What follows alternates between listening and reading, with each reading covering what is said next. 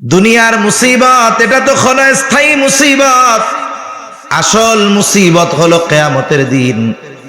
দুনিয়ায় যারা আমাকে আপনাকে মহব্বত করে, কিয়ামতের ওই মুসিবতে তারা আমার আপনার কাছে কেউ থাকবে না। আল্লাহ তাআলা বলেন, ইয়াউমা ইয়াফিরুল মারউ মিন আখিহি ওয়া উম্মিহি ওয়া আবিহি ওয়া সাহিবাতিহি ওয়া বানিহি লিকুল্লি ইমরিইম মিনহুম ইয়াউমাইযিন শা'নুন ইউগনি। সেই দিন ভাই ভাইয়ের থেকে পলায়ন করবে, ওয়া উম্মিহি ওয়া আবিহি, পিতামাতার থেকে পলায়ন করবে, ওয়া সাহিবাতিহি ওয়া বানিহি, স্ত্রী সন্তানদের থেকে পলায়ন করবে।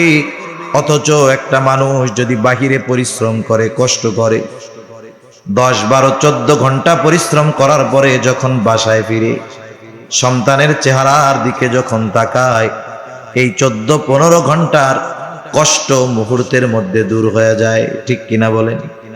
অনেক মানুষ আছে প্রবাসে থাকে, জিজ্ঞাসা করে কষ্ট হয়, কি মন চায়? বলে সন্তানের চেহারাটা দেখতে পারলে কষ্টটা দূর হয়ে যাইতো। দুনিয়ার পিতামাতা কষ্ট দূর করার জন্য সন্তানের চেহারা দেখে, মা বাবার চেহারা দেখে, স্ত্রীর চেহারা দেখে, সন্তানের চেহারা দেখে। আর কিয়ামতের কঠিন মুসিবতের ওই কষ্টের সময় কেউ চাইবে না কষ্ট দূর করার জন্য তাদের সন্তানদের দেখার জন্য, বরং ওই দিন দেখা হওয়াটাকে তারা আরো কষ্টের কারণ মনে করবে। এই জন্য কি করবে? পালাইতে থাকবে, কেউ কাছে থাকবে না। তাহলে দুনিয়ার মুসিবত এটা সাধারণ মুসিবত, আসল মুসিবত হলো কিয়ামতের দিন। প্রকৃত কল্যাণকামী কে? আসলে কে আমাকে আপনাকে মহব্বত করে? বাস্তবতা হলো মুসিবতে যে আমার পাশে থাকবে। কিয়ামতের ওই মুসিবতে বাবাও থাকবে না, মাও থাকবে না, স্ত্রীও থাকবে না, সন্তানও থাকবে না। কিন্তু ওই কঠিন মুসিবতের দিন সবাই চিন্তিত থাকবে, কিন্তু আমার আপনার নবী আমাকে আপনাকে বলবে না। রব্বি ইন্নাহুন্না আদলালনা কাসীরাম মিনান নাস ফামান তাবিআনি ফাইন্নাহু মিন্নি ওয়া মান আসানি ফাইন্নাকা গফুরুর রহিম। ইব্রাহিম আলাইহিস সালাম তার উম্মতের ব্যাপারে আল্লাহ তাআলার কাছে বলতেছে, রব ইন্নাহুন্না আদলালনা কাসীরাম মিনান নাস, এই প্রতিমাগুলো, এই মূর্তিগুলো অধিকাংশ মানুষকে পথচ্যুত করে ফেলছে, পথভ্রষ্ট করে ফেলছে। ফামান তাবিআনি ফাইন্নাহু মিন্নি, তবে যারা আমার আনুগত্য করেছে, আমার কথা মেনেছে, ঈমান এনেছে, ফাইন্নাহু মিন্নি, যে আমার আনুগত্য করেছে সে তো আমার দলভুক্ত। ওয়া মান আসানি ফাইন্নাকা গফুরুর রহিম, আর যে আমার আনুগত্য করে নাই, আমার কথা মেনে মূর্তি পূজা ছাড়ে নাই, ঈমান আনে নাই, যদিও মূর্তি পূজা বাদ দেয় নাই, তথাপি কিন্তু তারা ইব্রাহিম আলাইহিস সালামেরই উম্মত। আমার আপনার নবীজির নবুয়তির পর থেকে নিয়ে কিয়ামত পর্যন্ত যত মানুষের আগমন হবে, হোক সে মুমিন হোক সে কাফের, সবাই কিন্তু নবীজির উম্মত। ইব্রাহিম আলাইহিস সালাম তার উম্মতের জন্য দোয়া করেন। প্রত্যেকটা নবী তার উম্মতকে মহব্বত করে ভালোবাসে। উম্মত ইমানদার হোক আর বেঈমান হোক, প্রত্যেকটা নবীর অন্তরের মধ্যে তার প্রত্যেকটা উম্মতের প্রতি ভালোবাসা আছে না নাই? আছে। সন্তান যেটা খারাপ, ভালোগুলার চাইতে খারাপটার জন্য মা বাবার পেরেশানি বেশি থাকে। দোয়া যখন করে আল্লাহর কাছে, ভালোগুলার চাইতে খারাপটার জন্য বেশি দোয়া করে।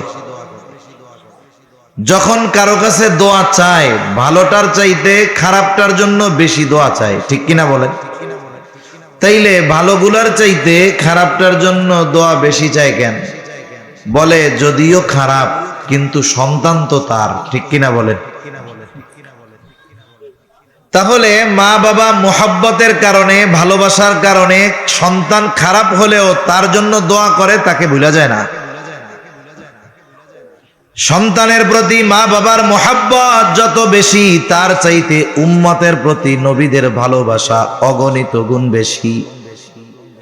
সন্তান খারাপ হওয়ার পরেও মা বাবা যেমন সন্তানের জন্য আল্লাহ তাআলার কাছে দোয়া করে, নবীগণ তাদের কথায় ঈমান না আনার পরেও উম্মতের মোহাব্বতের কারণে অবাধ্য উম্মতের জন্য আল্লাহ তাআলার কাছে দোয়া করে। ইব্রাহিম আলাইহিস সালাতু ওয়াস সালাম বলেন, ওয়ামান আসানি ফাইন্নাকা গফুরুর রহিম। আর যারা আমার আনুগত্য করে নাই, কেমন যেন ইব্রাহিম আলাইহিস সালাম বলে, রব আমার কথা না মানলেও তো ওরা আমার উম্মত, আপনি যদি চান আপনি আমার গুনাহগার উম্মত গুলাকেও ক্ষমা করে দিতে পারেন। মূলত এই কথাটাই ইব্রাহিম আলাইহিস সালাম বলেন, রব যারা আমার আনুগত্য করে নাই, আপনি তো গফুর, আপনি তো রহিম, আপনি যদি চান তাহলে আমার গুনাহগার উম্মত গুলাকেও আপনি মাফ করে দিতে পারেন। এই দোয়া ইব্রাহিম আলাইহিস সালাম উম্মতের ব্যাপারে করছে, আল্লাহ তাআলা কোরআনে জানাইছেন, নবী এই দোয়া তিলাওয়াত করছে। ওয়াকালা ঈসা আলাইহিস সালাম, ইন তুআযিবহুম ফাইন্নাহুম ইবাদুক ওয়া ইন তাগফির লাহুম ফাইন্নাকা আনতাল আজিজুল হাকীম।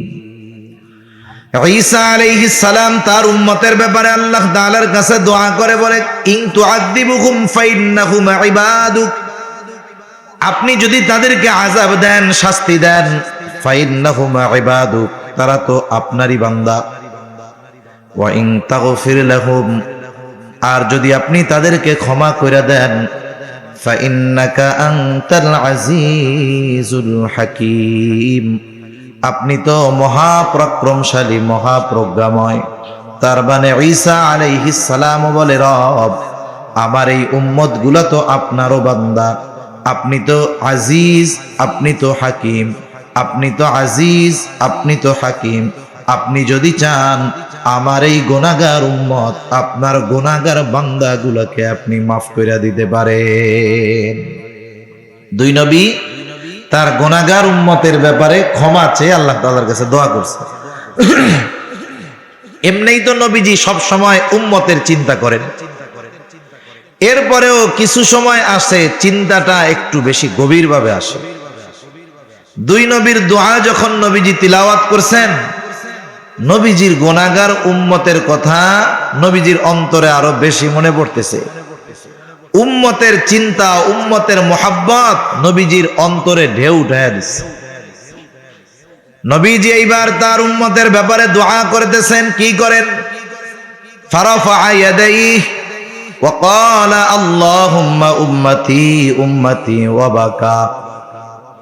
নবীজি দুই হাত উঁচু করে কান্না করেন আর বলেন, আল্লাহ আমার উম্মত, আমার উম্মত, আমার উম্মত, আর কিছু বলেন না। আল্লাহ তাআলা জিবরাইল আলাইহিস সালাতু ওয়াস সালামকে বলে, জিবরাইল যাও, গিয়ে মুহাম্মাদের কান্নার কারণ জিজ্ঞাসা করো। যদিও আল্লাহ তাআলা তার কান্নার কারণ জানে, এরপরেও জিবরাইল আলাইহিস সালামকে বলেন, যাও তুমি গিয়া মুহাম্মাদের কান্নার কারণ জিজ্ঞাসা করো। জিবরাইল আলাইহিস সালাম চলে আসছেন, এসে জিজ্ঞাসা করে, আপনি কেন কান্না করেন? আপনার কান্নার কারণটা কি? যদিও আপনার কান্নার কারণ আপনার রব জানে, এরপরেও তিনি জানতে চায়। এইবার নবীজি জিবরাইল আলাইহিস সালামের কাছে উম্মতের ক্ষমার ব্যাপারে, এক কথায় উম্মতের ব্যাপারে সব কথা বললেন। জিবরাইল আলাইহিস সালাম আল্লাহ তাআলার কাছে গিয়ে বলে, আল্লাহ আপনার হাবিবের কান্নার কারণ হলো তার উম্মত। আল্লাহ তাআলা বলেন, জিবরাইল যাও মুহাম্মদকে গিয়ে খবর দিয়া দাও, আমি অচিরেই তাকে তার উম্মতের ব্যাপারে সন্তুষ্ট করব, তাকে অসন্তুষ্ট করব না। ওয়ালা সাউফা ইউতিকা রাব্বুকা ফাতারদা। আল্লাহ তাআলা বলেন, অচিরেই আপনার রব আপনাকে এমন কিছু দিবে আপনি খুশি হয়ে যাবেন। রাসূলুল্লাহ সাল্লাল্লাহু আলাইহি ওয়াসাল্লাম বলেন, আমি ততক্ষণ খুশি হব না যতক্ষণ আমার একটা উম্মত জাহান্নামে থাকবে। সুবহানাল্লাহ। তার মানে উম্মত যদি নাজাত পেয়ে যায় এতেই রাসূলুল্লাহ সাল্লাল্লাহু আলাইহি ওয়াসাল্লাম খুশি। হাশরের ময়দানে নবীজি উম্মতের চিন্তায় বিভোর থাকবেন। আপনি আমি কাকে নিয়ে ফিকির করি, কাকে নিয়ে চিন্তা করি? যাকে মহব্বত করি, যাকে ভালোবাসি তাকে নিয়ে। নবীজি উম্মতকে ভালোবাসেন বিদায় নবীজি উম্মতের জন্য চিন্তিত থাকবেন সব জায়গায়। আসল বাস্তবতা হলো, দুনিয়ায় আমাকে আপনাকে যারা ভালোবাসে, এ ভালোবাসার কোনো ভিত্তি নাই, এ ভালোবাসার কোনো স্থায়িত্ব নাই। এই দুনিয়ায় অনেক সময় বাবা মুসিবতে পড়লে সন্তান কাইটা পড়ে যে এই বিপদ যেন আমাকে না ধরে। অনেক সময় যেই বন্ধু জীবন দিতে চায় বিপদে পড়লে সেও পালিয়ে যায়, ঠিক না? দুনিয়ার মুসিবত এটা তো ক্ষণস্থায়ী মুসিবত। আসল মুসিবত হলো কিয়ামতের দিন। দুনিয়ায় যারা আমাকে আপনাকে মহব্বত করে, কিয়ামতের ওই মুসিবতে তারা আমার আপনার কাছে কেউ থাকবে না।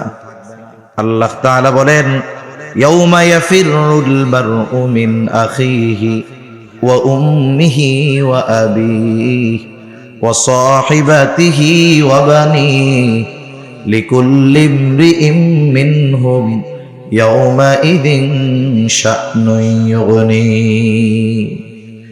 সেই দিন ভাই ভাইয়ের থেকে পলায়ন করবে, ওয়া উম্মিহি ওয়া আবিহি, পিতামাতার থেকে পলায়ন করবে, ওয়া সাহিবাতিহি ওয়া বানিহি, স্ত্রী সন্তানদের থেকে পলায়ন করবে। অথচ একটা মানুষ যদি বাহিরে পরিশ্রম করে, কষ্ট করে, 10, 12, 14 ঘন্টা পরিশ্রম করার পরে যখন বাসায় ফিরে সন্তানের চেহারার দিকে যখন তাকায়, এই 14-15 ঘন্টার কষ্ট মুহূর্তের মধ্যে দূর হয়ে যায়, ঠিক কিনা বলেন? অনেক মানুষ আছে প্রবাসে থাকে, জিজ্ঞাসা করে কষ্ট হয়, কি মন চায়? বলে সন্তানের চেহারাটা দেখতে পারলে কষ্টটা দূর হয়ে যাইতো। দুনিয়ার পিতামাতা কষ্ট দূর করার জন্য সন্তানের চেহারা দেখে, মা বাবার চেহারা দেখে, স্ত্রীর চেহারা দেখে, সন্তানের চেহারা দেখে। আর কিয়ামতের কঠিন মুসিবতের ওই কষ্টের সময় কেউ চাইবে না কষ্ট দূর করার জন্য তাদের সন্তানদের দেখার জন্য, বরং ওই দিন দেখা হওয়াটাকে তারা আরো কষ্টের কারণ মনে করবে। এই জন্য কি করবে? পালাইতে থাকবে, কেউ কাছে থাকবে না। তাহলে দুনিয়ার মুসিবত এটা সাধারণ মুসিবত, আসল মুসিবত হলো কিয়ামতের দিন। প্রকৃত কল্যাণকামী কে? আসলে কে আমাকে আপনাকে মহব্বত করে? বাস্তবতা হলো মুসিবতে যে আমার পাশে থাকবে। কিয়ামতের ওই মুসিবতে বাবাও থাকবে না, মাও থাকবে না, স্ত্রীও থাকবে না, সন্তানও থাকবে না। কিন্তু ওই কঠিন মুসিবতের দিন সবাই চিন্তিত থাকবে, কিন্তু আমার আপনার নবী আমাকে আপনাকে বলবে না। সবাই চিন্তা করবে নিজের জন্য, নবী চিন্তা করবেন উম্মতের জন্য। মানুষ যখন চিন্তিত থাকে সে এক জায়গায় স্থির থাকতে পারে না। যার বাড়ি বড় সে বিছানায় একটু শয়, ঘুম আসে না, হাঁটাহাঁটি করে, বারান্দায় যায়, উঠান দিয়া পায়চারি করে, আর একবার বাড়ির ছাদে যায়, মানে এক জায়গায় স্থির থাকতে পারে না।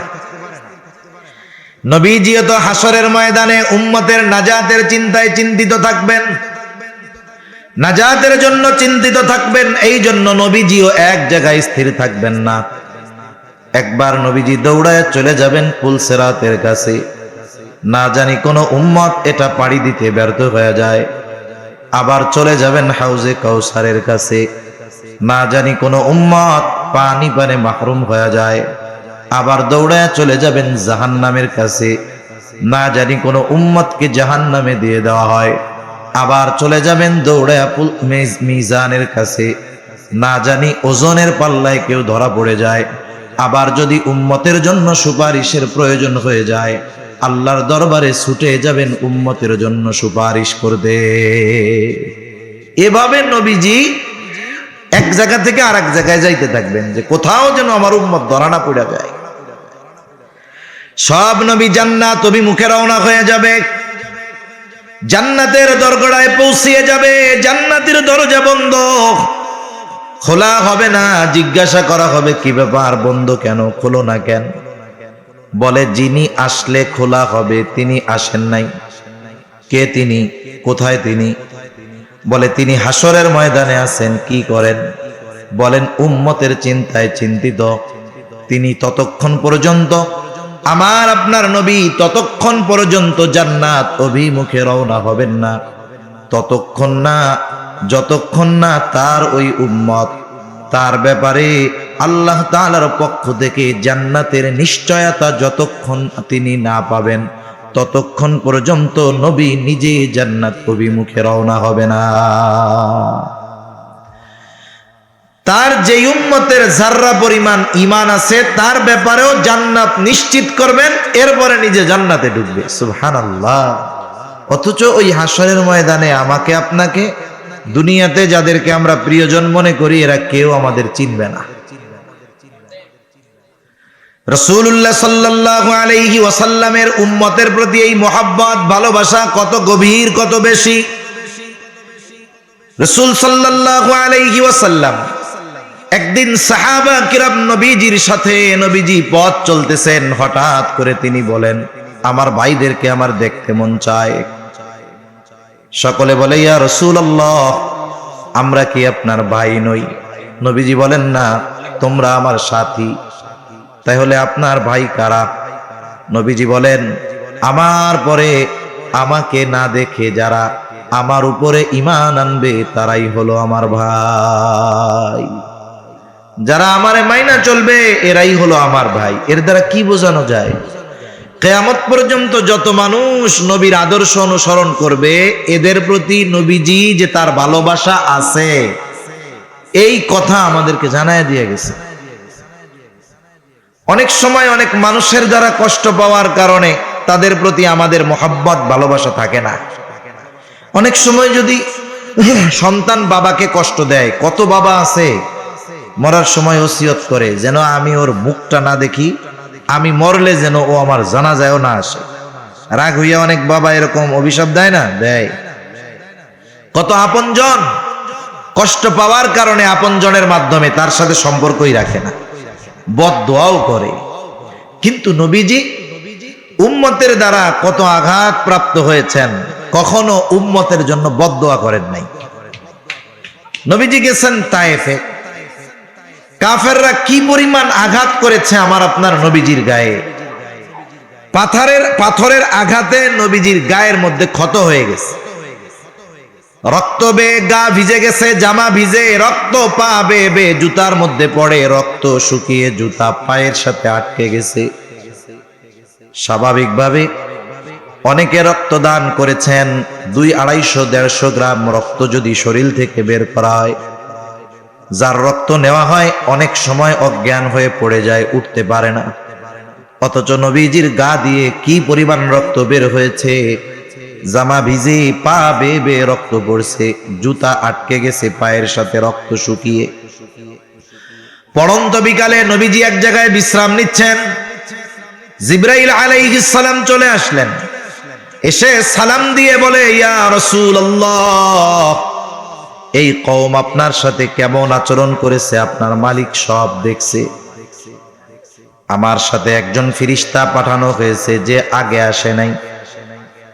এইবার ওই ফেরেশতা এসে নবীজিকে সালাম দিয়ে বলে, ইয়া রাসূলুল্লাহ, আমি পাহাড়ের দায়িত্বে নিয়োজিত ফেরেশতা, আল্লাহ তাআলা আমাকে আপনার আদেশ পালনের জন্য আপনার কাছে পাঠিয়েছে। আপনি যদি নির্দেশ দেন যে এদেরকে নিশ্চিহ্ন করে দেওয়ার জন্য, তাহলে 2 পাহাড় দিয়ে আমি এদেরকে পিষা দিব, অস্তিত্বহীন হয়ে যাবে। আপনার সাথে এমন আচরণ করছে, আপনি শুধু যদি নির্দেশ দেন তাহলে 2টা পাহাড় দিয়ে এদেরকে কি করব? পিষে দিব। এখনো ক্ষত তো শুকায় নাই, রক্তও আছে। নবীজি চিন্তা করতেছেন যে এরা হয়তো কথা মানলো না, কিন্তু এদের পরবর্তী প্রজন্ম তো কথা মানতে পারে, ঠিক কিনা? নবীজি ক্লান্ত দেহ নিয়ে বিশ্রাম করতেছিলেন। এই কথার পরে একটু সোজা হয়ে উঠে বসছেন। ফেরেশতা বলে, আপনি নির্দেশ দেন, দুই পাহাড় দিয়ে এদেরকে পিষে দেই। আর নবীজি এদের কথার জবাবে, ফেরেশতার কথার জবাবে বলে, বাল আরজু আন ইয়াখরুজাল্লাহু মিন আসলাবিহিম মান ইয়াবুদুল্লাহ ওয়াহদাহু ওয়া লা ইউশরিকু বিহি শাইআ। নবীজি কেমন যেন বলে, তুমি আমারে বলতেছো আদেশ দেন পিষা শেষ করে দেই, অথচ আমি এদের ব্যাপারে আল্লাহ তাআলার কাছে এই আশা পোষণ করি যে আল্লাহ তাআলা হয়তো এদের মধ্য থেকে এমন এক প্রজন্ম বের করবে, এমন এক সম্প্রদায় বের করবে যারা এক আল্লাহর ইবাদত করবে, তার সাথে কারো শরীক করবে না। তাহলে যারা দুনিয়ায় আসে নাই তাদের ব্যাপারেও নবীজি চিন্তিত। এরা হয়তো অন্যায় করছে, কিন্তু এদের সন্তানরা নাও করতে পারে, ঈমান আনতে পারে। একটা মানুষের হৃদয়ে তার উম্মতের প্রতি কত ভালোবাসা মহব্বত থাকলে এই কথা বলতে পারে। এর আগে নবী তো দোয়া করছে এরকম, নূহ আলাইহিস সালাম উম্মতের অবাধ্যতায় বাধ্য হইয়া দোয়া করছে, ক্বালা নূহুর রাব্বি লা তাযার আলাল আরদি মিনাল কাফিরিনা দাইয়ারা। বলছে, আল্লাহ এই জমিনের একটা কাফিররেও আপনি ছাইড়া দিয়েন না। অথচ আমার আপনার নবী যাদের দ্বারা নির্যাতিত হইছেন তাদের ব্যাপারেও বদদোয়া করেন নাই। এর চাইতে মহব্বতের বহির্প্রকাশ আর কি হতে পারে? এখন একটা বিষয় হলো, নবীজি আমাদের কত মহব্বত করেন, ভালোবাসেন। দুনিয়ার মানুষের কথা বাদ দেন, নবীজির হাদিসগুলো এক পাশে রাখেন। কিছু মানুষের কথা আছে, মানুষ এত বিশ্বাস করে 1000 জন যদি বলে তার বিপরীতে ওই একজনের কথা মানুষ বেশি বিশ্বাস করে। এমন অনেক বিশ্বস্ত মানুষ আমাদের সমাজে এখনো আছে না নাই? আছে। আমার আপনার নবী আমাকে আপনাকে, আমাদের নবী আমাদেরকে কত মহব্বত করে ভালোবাসে, কথা আল্লাহ তাআলা জানিয়ে দেন।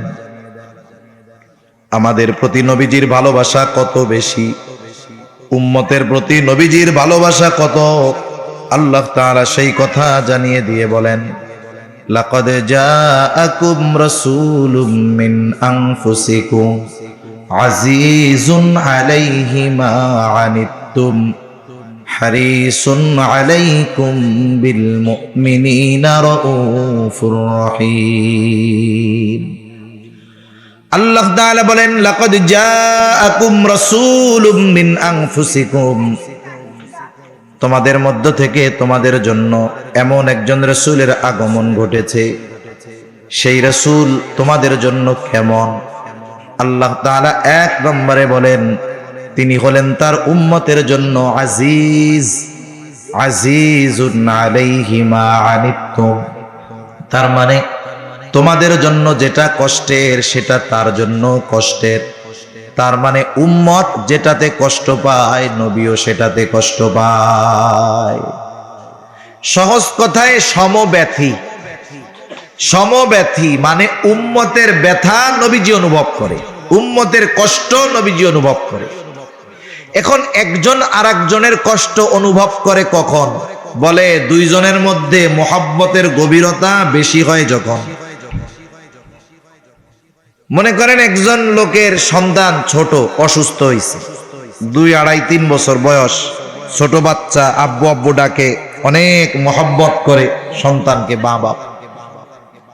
গভীর রাত, সন্তানের প্রচন্ড জ্বর উঠছে, গা ফেটে যাচ্ছে গরমে, চোখগুলো বের হয়ে যাচ্ছে মনে হয় যন্ত্রণায়।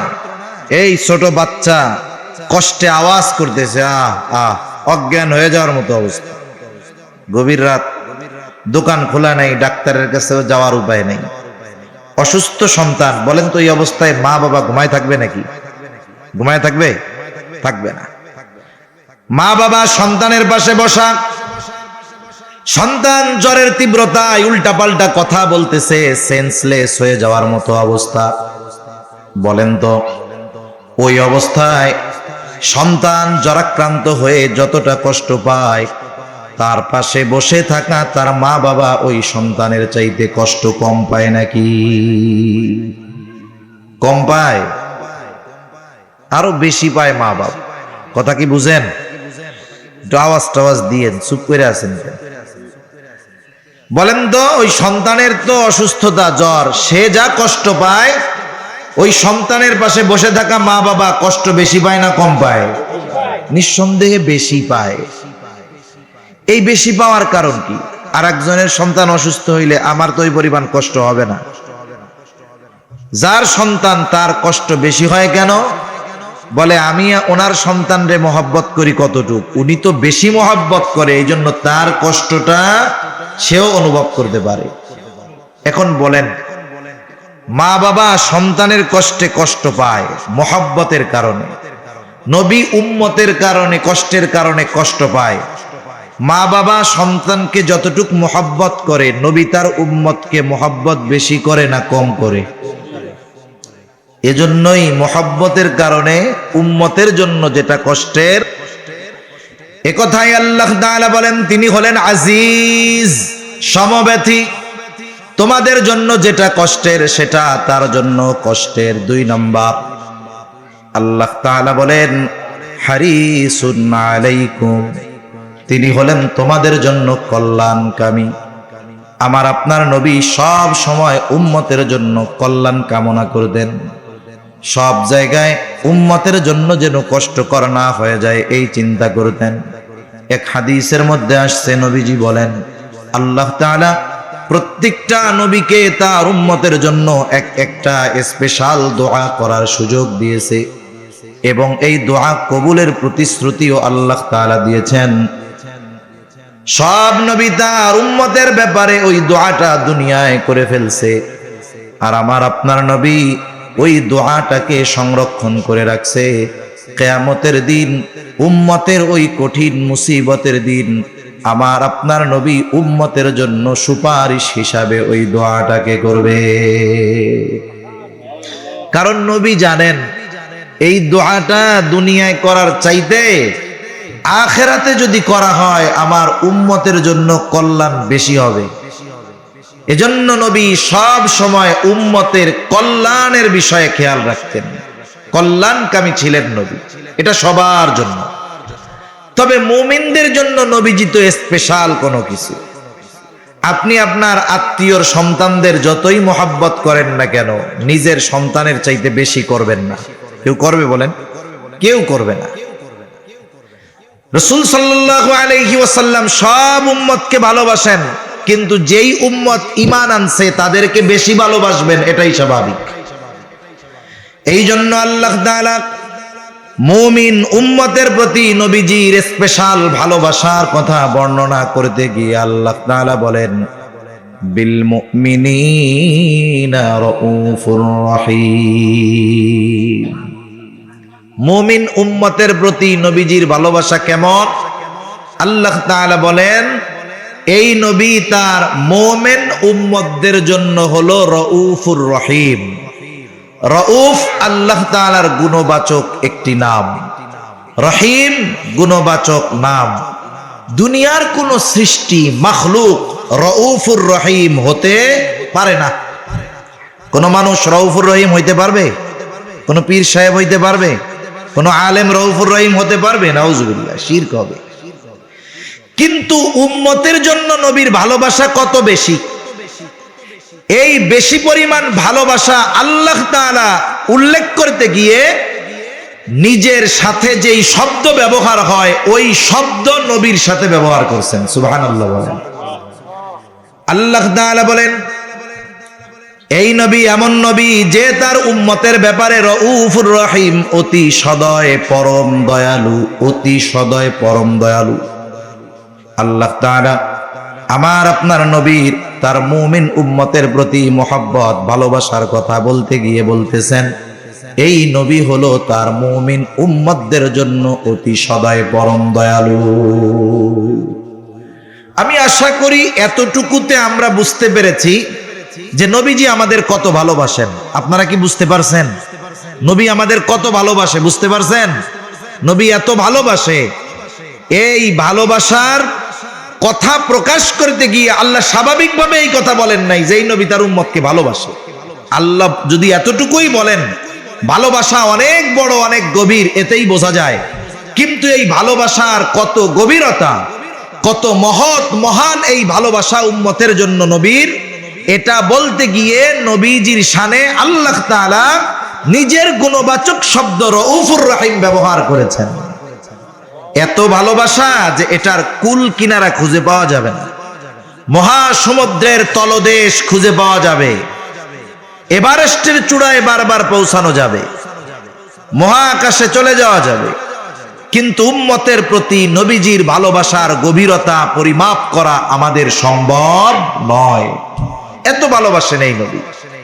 এখন যেই নবী আমাদের এত ভালোবাসেন, সেই নবীর ভালোবাসার প্রতিদান দেওয়ার দরকার আছে না নাই? আছে। নবী আমাদের এত ভালোবাসেন, সাথে সাথে নবীকেও আমাদের ভালোবাসা, এটা কিন্তু শুধুমাত্র আমলি বিষয় নয়, এটা ঈমানি বিষয়। নবীর ভালোবাসা যার মধ্যে নাই, এক নম্বরে সে তো অকৃতজ্ঞ, দুই নম্বরে তার ঈমানই ঠিক নাই। এই জন্য নবীর ভালোবাসার প্রতিদান আমাদের দেওয়ার দরকার। রাসূলুল্লাহ সাল্লাল্লাহু আলাইহি ওয়াসাল্লাম বলেন, লা ইউমিনু আহাদুকুম হাত্তা আকুনা আহাব্বা ইলাইহি মিন ওয়ালিদিহি ওয়া ওয়ালাদিহি ওয়ান নাসি আজমাইন। নবীজি বলেন, তোমাদের মধ্যে কেউ ততক্ষণ পর্যন্ত মুমিন হতে পারবে না যতক্ষণ না সে তার পিতা মাতা সন্তান সন্ততি এক কথায় সকলের চাইতে আমাকে বেশি ভালো না বাসবে। তার মানে সন্তানের চাইতে বেশি ভালোবাসতে হবে নবীকে, মা বাবার চাইতে বেশি ভালোবাসতে হবে নবীকে, স্বয়ং নিজের জীবনের চাইতে নবীকে বেশি ভালোবাসতে হবে। হযরত ওমর রাদিয়াল্লাহু তাআলা আনহু নবীজিকে বলতেছে, ইয়া রাসূলুল্লাহ সাল্লাল্লাহু আলাইহি ওয়াসাল্লাম, আপনাকে আমি আমার জীবনের পরে সবচাইতে বেশি ভালোবাসি। নবীজি বললেন, না, হয় নাই।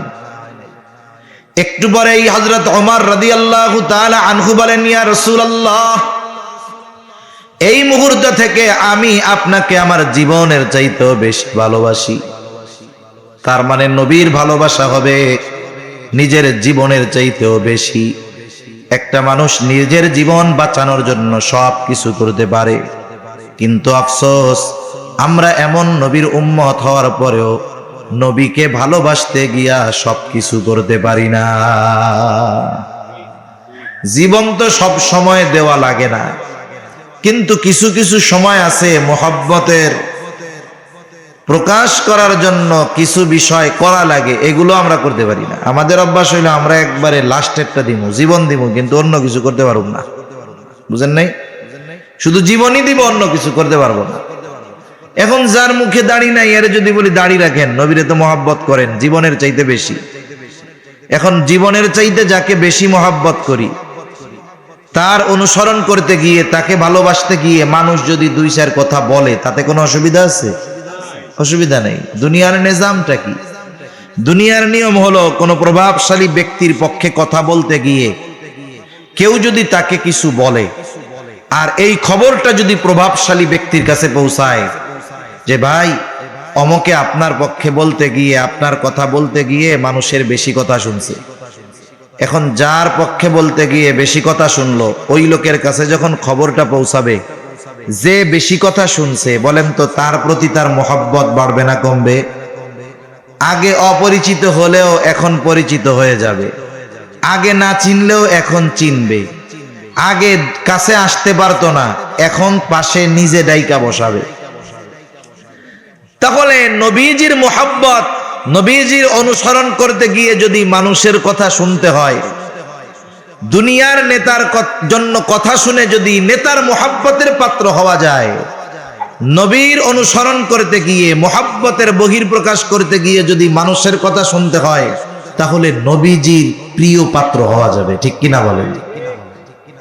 এজন্য আমাদের উচিত নবীজির মোহাব্বতের বহির প্রকাশ করা, নবীজিকে মোহাব্বত করা। এখন প্রশ্ন হলো, কেমনে আমরা নবীকে মোহাব্বত করব?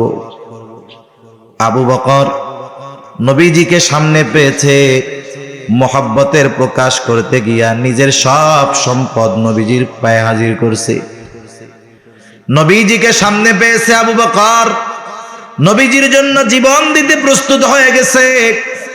নবীজিকে সামনে পেয়েছে তালহা, শত্রুর অস্ত্রের সামনে নবীজির জন্য পিঠটাকে ডাল বানায় দিছে। আমরা তো নবীকে সামনে পাই নাই, নবীকে কেমনে মোহাব্বত করব? আমার আপনার নবীকে কেমনে মোহাব্বত করতে হবে? নবীকে মোহাব্বত করার পদ্ধতি দুনিয়ার কারো কাছ থেকে শেখা লাগবে না। আমার আপনার নবীকে মোহাব্বত করার পদ্ধতি স্বয়ং নবী শিখায়া দিয়েছে।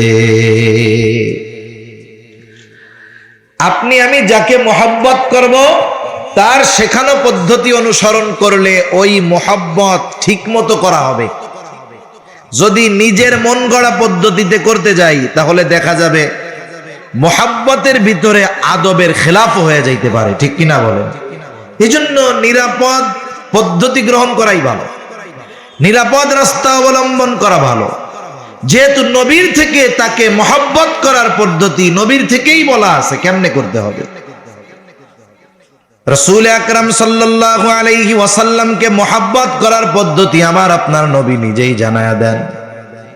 নবীজি বলেন, মান আহাব্বা সুন্নতি ফাকাদ আহাব্বানি ওয়া মান আহাব্বানি কানা মাই ফিল জান্নাহ। নবীজি বলেন, যে আমার সুন্নতকে মোহাব্বত করলো, সে আমি নবীকে মোহাব্বত করলো। আর নবীকে যে মোহাব্বত করবে, নবী জানায়া দেন, সে আমার সাথে জান্নাতে অবস্থান করবে। এখন আপনারে এক দেশের টিকিট দেওয়া হয়েছে, যে এই যে হলো আপনার বিমানের টিকিট, এটা দিয়ে আপনি সৌদি আরব যাইতে পারবেন।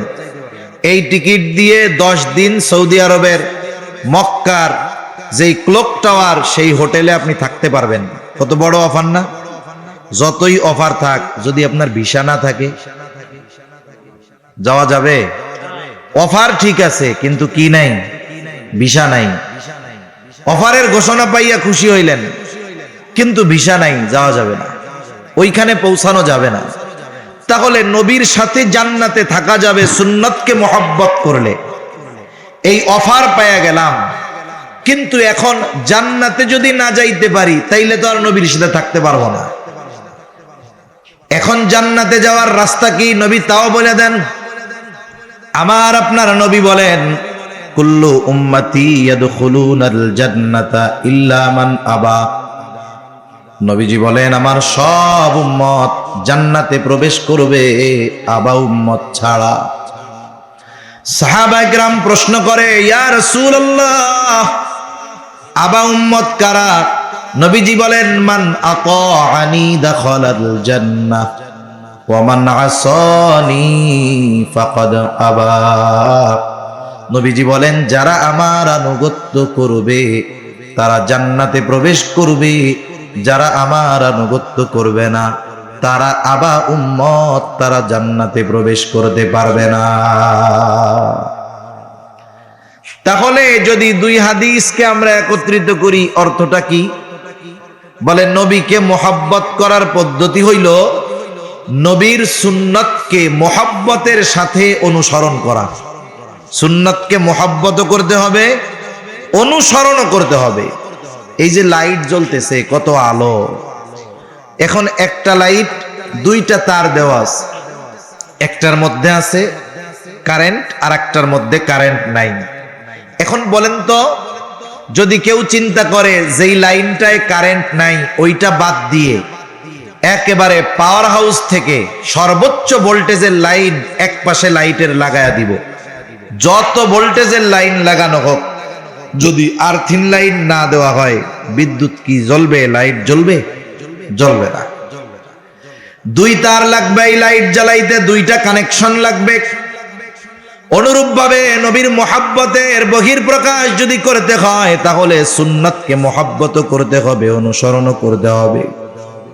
অনুসরণ এবং মোহাব্বতের মাধ্যমে শুধু নবীকে ভালোবাসা হয় না, নবীকে যে এই দুইটা অনুসরণ করে ভালোবাসার প্রমাণ দিতে পারে, সে তখন আল্লাহর মহব্বতের পাত্র হয়ে যায়। আমরা চাই না যে আল্লাহ আমাদের ভালোবাসুক, চাই না? চাই। আল্লাহ তাআলা কোরআনুল কারীমের মধ্যে বলেন, আপনি বলেন, ইন কুনতুম তুহিব্বুনাল্লাহ, তোমরা যদি আল্লাহকে ভালোবাসতে চাও, আমরা সবাই আল্লাহকে ভালোবাসতে চাই, তাইলে কি করবা? নবীজিকে আল্লাহ তাআলা বলেন, আপনি বইলা দেন, ফাত্তাবিউনি, আল্লাহরে ভালোবাসতে চাইলে আমার অনুসরণ করো। তার মানে জান্নাতে যাইতে হইলে নবীর অনুসরণ, আল্লাহকে ভালোবাসতে হইলে নবীর অনুসরণ। এরপরে আল্লাহ তাআলা বলেন, হাবিব আপনি বলেন, ফাত্তাবিউনি, তাহলে তোমরা আমার অনুসরণ করো। তাইলে কি হবে? তোমাদের আল্লাহকে ভালোবাসা নিয়ে চিন্তা করা লাগবে না। ইউহিব্বুকুমুল্লাহ, আমার অনুসরণ করার কারণে স্বয়ং আল্লাহ তোমাকে ভালোবাসবে। তোমরা আমার অনুসরণ করো, তাইলে কি হবে? ইউহিব্বুকুমুল্লাহ, তোমাদের ভালোবাসবে কে? আল্লাহ। দুনিয়ার বড় নেতা যদি একজনকে ভালোবাসে, কত পাওয়ার! আর যদি আল্লাহ কোনো বান্দাকে ভালোবাসে, তার চাইতে বড় পাওয়ারফুল আর কেউ আছে? আর কেউ নাই। হাদিসের মধ্যে আসছে, নবীজি সাল্লাল্লাহু আলাইহি ওয়াসাল্লাম বলেন, যখন কোন বান্দাকে আল্লাহ তাআলা ভালোবাসেন, আল্লাহ কোন বান্দাকে ভালোবাসে আয়াতের মাধ্যমে জানলাম, যেই বান্দা নবীর অনুসরণ করে তাকে আল্লাহ ভালোবাসে। এখন আল্লাহ ভালোবাসলে লাভ কি? নবীজি বলেন, যখন কোন বান্দাকে আল্লাহ তাআলা ভালোবাসে, আল্লাহ তাআলা জিবরাইল আলাইহিস সালামকে ডেকে বলে, জিবরাইল, দুনিয়ার অমককে আমি আল্লাহ ভালোবাসি, তুমিও ভালোবাসো। আল্লাহ তাআলা যখন জিবরাইল আলাইহিস সালামকে বলে, জিবরাইল আলাইহিস সালামও তাকে ভালোবাসতে শুরু করে।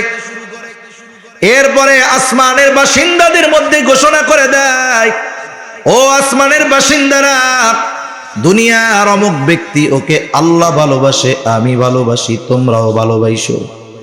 এইবার আসমানের ফিরিস্তারা তাকে ভালোবাসতে শুরু করে। হায়রে, অনেক মানুষ আছে এই দুনিয়ার মানুষ তাদেরকে চিনে না, দুনিয়ার মানুষ তাদের চিনে না, তারা এই দুনিয়ার সেলিব্রিটি না, কিন্তু ওই মানুষগুলোকে দুনিয়ার মানুষ না চিনলেও আসমানের বাসিন্দারা তাদের নিয়ে আলোচনা করে।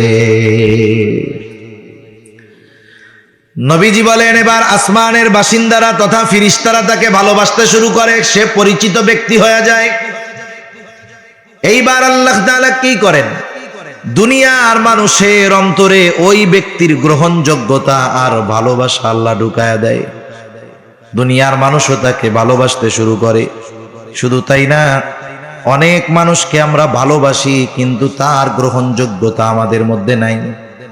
কিন্তু আল্লাহ তাআলা তাকে মানুষের মধ্যে গ্রহণযোগ্যতাও দিয়ে দেয়, মানুষের অন্তরেও তার ভালোবাসা সৃষ্টি করে দেয়। এ দুনিয়ায় অনেক মানুষ এরকম গেছে যে তাদেরকে আমরা ভালোবাসি, তাদের গ্রহণযোগ্যতা আমাদের হৃদয়ের মধ্যে আছে। আমাদের আল্লামা আহমদ শফি রহমাতুল্লাহি আলাইহি আছেন নাকি দুই একজন? না হুজুর, ভালোবাসি না। আছেন নাকি এই জায়গায়? দুই একজন তো নাই মনে হয়, অন্য জায়গায় থাকে, এই জায়গা তো নাই। আমরা সবাই তাকে ভালোবাসি। আপনাদের কাছে কি ওনাকে অগ্রহণযোগ্য ব্যক্তি মনে হয়? তার মানে দেখেন, উনি আমাদের কোনোদিন চা খাওয়ায় নাই, ওনার ছেলেরা আমাদের এসে বলে নাই যে চা খাওয়াইলাম, আমার আব্বার একটু ভালোবাসেন। কিন্তু ওই যে আসমানের মালিক তাকে ভালোবাসে, আসমানের বাসিন্দারা তাকে ভালোবাসে। এই জন্য দুনিয়ার মানুষ যারা, তাদের অন্তরেও তার গ্রহণযোগ্যতা আর মহব্বত আল্লাহ ঢুকাইয়া দিছে। সুবহানাল্লাহ বলেন। তাহলে যে কথার থেকে গেলাম, নবীর অনুসরণের মাধ্যমে আল্লাহর ভালোবাসা পাওয়া যায়, নবীর অনুসরণের মাধ্যমেই জান্নাতে যাওয়া যায়, এই কথাই নবীজি জানায়া দেন। মান আতাআনি দাখালাল জান্নাহ ওয়া মান আসানি ফাকাদ আবা। নবীজি বলেন, যে আমার আনুগত্য করবে জান্নাতে প্রবেশ করবে, আনুগত্য যে করবে না আবা উম্মত, সে জাহান্নামে যাবে। সর্বোপরি কথা হলো, নবীজির সুন্নতকে মহব্বতের সাথে অনুসরণ করলে নবীকে ভালোবাসা হয়, সাথে সাথে নবীর সাথে জান্নাতে থাকা যায়। এইটার চাইতে বড় নেয়ামত আর সাহাবায়ে কেরাম অন্য কিছুরে মনে করতেন না।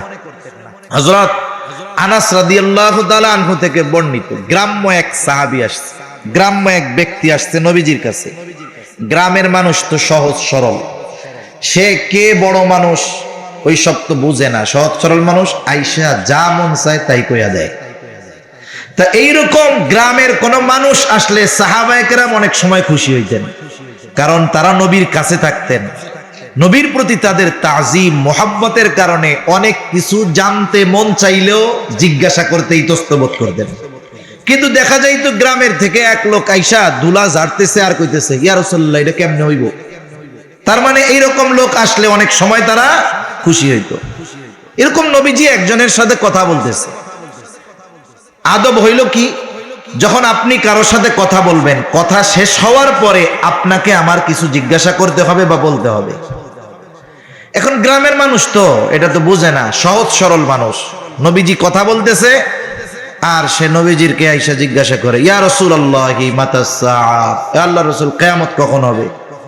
বলার ভাবটা এইরকম, কথার বাচন ভঙ্গি এরকম যে সে কিয়ামতের জন্য রেডি, কিন্তু কিয়ামত আসতেছে না। বুঝেন নাই? আপনি হাটহাজারি গেছেন বা চিটাগাং শহরে জিসির মোড় গেছেন, এমনিই গেছেন, ঢাকা যাবেন, টিকিট টুকিট কাটেন নাই, যা জিজ্ঞাসা করতেছেন গাড়ি কখন আসবে বা গাড়ি কখন আছে। এখন সে আপনারে বলল রাত 11টায়। এখন আপনি বললেন একটা টিকিট দেন তো, 11টার টিকিট কাটলেন। এখন 11টা পার হয়ে 11:30। এইবার আবার যে তাকে জিজ্ঞাসা করতেছেন গাড়ি কখন আসবে, বলেন তো টিকিট কাটার আগে গাড়ি কখন আসবে আর টিকিট কাটার পরে গাড়ি কখন আসবে। যদিও প্রশ্ন এক, উদ্দেশ্য কি এক নাকি? বাচনভঙ্গিও এক থাকবে না। প্রথমবার আপনি সংবাদ জানতে চাইছেন যে গাড়িটা আসবে কখন, সংবাদটা দাও। আর টিকিট কাটার পরে নির্ধারিত সময় পার হয়ে যাওয়ার পরে গাড়ি আসবে কখন জিজ্ঞাসা করার মধ্যে কথা নিহিত আছে কি, জয় মিয়া 11টায় গাড়ি আসার কথা এখনো আসে না কেন? ঠিক কিনা বলেন? এখন ওই ব্যক্তির বলার ভাব হলো এরকম যে কিয়ামতের লেগে রেডি হইয়া আছি, কিয়ামত আয় না কেন। বলার ভাব এরকম আর কি, যে কিয়ামত কখন আসবে। নবীজি ওই ব্যক্তির সাথে কথা শেষ করে বলতেছেন, কোথায় ওই ব্যক্তি যে আমারে জিজ্ঞাসা করলো কিয়ামত কখন হবে। গ্রাম্য ব্যক্তি বলে, ইয়া রাসূলুল্লাহ আমি জিজ্ঞাসা করেছি। নবীজি এইবার তাকে পাল্টা প্রশ্ন করতেছেন, মা আদাত লাহা, তুমি কিয়ামতের জন্য কি পাথেয় সংগ্রহ করেছো। লোকটা সহজ সরল জবাব, আমি আল্লাহ এবং তার রাসূলকে ভালোবাসি। এই জবাবের মধ্যে কোনো লৌকিকতা নাই, কৃত্রিমতা নাই। নবীজি তাকে বললেন, আল মারউ মা'a মান আহাব্বা। লোকটা এই জবাব শুনে বাড়ির দিকে হাঁটা শুরু করে দিল। একটু দেখেন, প্রশ্ন ছিল কি, জবাব শেষ হইল কি। শুরু হইছে কিয়ামত কখন হবে, আর শেষ কথা হইল যে যাকে মোহাব্বত করে তার সাথে অবস্থান করবে। লোকটা বাড়ির দিকে হাঁটা দিছে। হযরত আনাস রাদিয়াল্লাহু তাআলা আনহু বলেন, নবীর মুখে শুনলাম আল মারউ মা'a মান আহাব্বা, যে যাকে মোহাব্বত করে তার সাথে অবস্থান করবে। হযরত আনাস রাদিয়াল্লাহু তাআলা আনহু বলেন, ইসলাম গ্রহণের পরে এই কথা শুনে আমরা যতটা খুশি হয়েছি, আর কোন কথার দ্বারা এর চাইতে বেশি খুশি হই নাই। তার মানে তারা চিন্তা করতেছে, দুনিয়ায় তো নবীর পাশে আছি, জান্নাতে গিয়ে কি নবীর পাশে পাওয়া যাবে, নবীর সাথে কি থাকা যাবে। এই চিন্তা তাদের মধ্যে ছিল, কিন্তু প্রশ্ন করতে সাহস করে নাই। গ্রামের মানুষ আইসা জিজ্ঞাসা করছে, নবীজি তার প্রশ্নের উদ্দেশ্য অনুধাবন করতে পারছেন, আর ওই জবাবের মাধ্যমে সাহাবায়ে কেরাম তাদের অন্তরের প্রশ্নের জবাব পেয়ে গেছে। চিন্তা করছে, জবাব তো পেয়ে গেছি, কারণ তারা তো নিশ্চিত যে আমি আমার জীবনের চাইতেও বেশি ভালো নবীকে বাসি। ঠিক কিনা বলেন? সেজন্য সাহাবায়ে কেরাম নবীর সাথে জান্নাতে অবস্থান করাটাকে কত বড় নেয়ামত মনে করতেন। আমাদেরও নবীর সাথে জান্নাতে অবস্থান করার সুযোগ আছে। কিসের মাধ্যমে? বলে নবীর সুন্নতকে মুহাব্বত এবং অনুসরণ করার মাধ্যমে। রাসূলুল্লাহ সাল্লাল্লাহু আলাইহি ওয়াসাল্লামের সুন্নাতের আলোকে যদি আমরা জীবন সাজাতে পারি, এক আদর্শবান জীবন আমাদের হবে। নবীজির আদর্শের আলোকে যদি জীবন সাজাতে পারি, আমাদের দুনিয়া আখিরাত উজ্জ্বল হয়ে যাবে। এজন্য নবীজির আদর্শ হলো সার্বজনীন আদর্শ। আল্লাহ তাআলা সেজন্য কোরআনুল কারীমের মধ্যে কথা বলেন, লাকাদ কানা লাকুম ফি রাসূলিল্লাহি উসওয়াতুন হাসানাহ। তোমাদের জন্য রাসূলের জীবন আদর্শের মধ্যেই উত্তম আদর্শ রয়েছে। এ কথাটা সবাই জানে, অমুসলিমরাও জানে, মুসলিমরাও জানে। শুধু তাই না, বিভিন্ন দিবসকে কেন্দ্র করে অনেক সময় অমুসলিম দেশের রাষ্ট্রপ্রধানরাও বিবৃতি দেয় না? কি বলে? অশান্ত পৃথিবীতে শান্তি আনার জন্য মুহাম্মদ সাল্লাল্লাহু আলাইহি ওয়াসাল্লামের আদর্শ অনুসরণ ছাড়া কোনো উপায় নাই। এই বক্তব্য বা বিবৃতি দিল মনে করেন বাইডেন অথবা মোদি, কত সুন্দর বিবৃতি দিছে। এখন অশান্ত পৃথিবীতে শান্তি আনার জন্য তারা কি নবীর আদর্শ গ্রহণ করবে? কিন্তু জানে যে এই আদর্শ অনুসরণ করলে শান্তি চলে আসবে। আমরাও জানি, কিন্তু সবাই মানি না। কিন্তু মানে কারা? কাদের জন্য বাস্তবে নবীজির জীবনের মধ্যে উত্তম আদর্শ আছে? কারা অনুসরণ করে? আল্লাহ তাআলা বলেন, লিমান কানা ইয়ারজুল্লাহা ওয়াল ইয়াউমাল আখিরা ওয়া যাকারাল্লাহা কাসীরা।